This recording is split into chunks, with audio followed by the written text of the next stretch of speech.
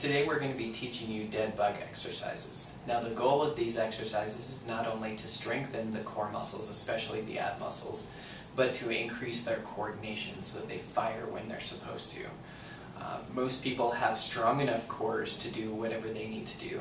The muscles simply aren't coordinated. If the muscles don't contract when they're supposed to, the spine is not protected, and this is how a lot of low back and sometimes neck injuries happen. So to start with, you're going to lay on your back with your knees in this position.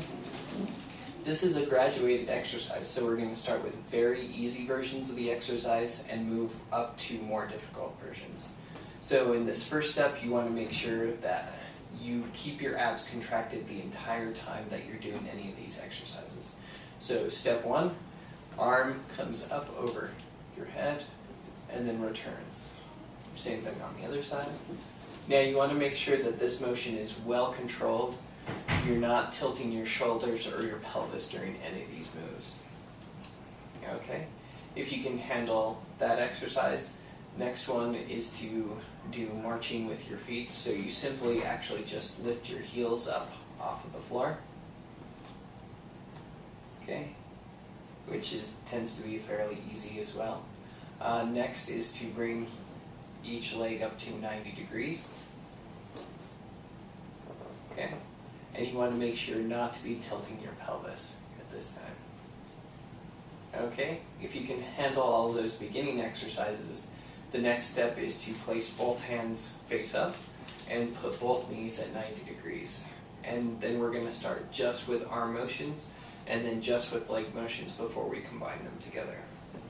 So, arm motion by itself, and leg motion is just going to be a straight kick out and back. Okay? And if you can handle this, then you're going to do a cross activity, so one hand and the opposite leg move together. You want them to start and stop at about the same time.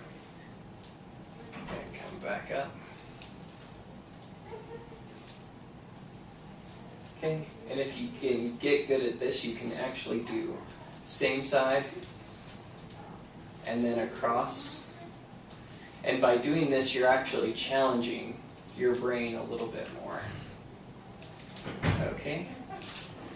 And the number of each exercise will be written down on your exercise sheet.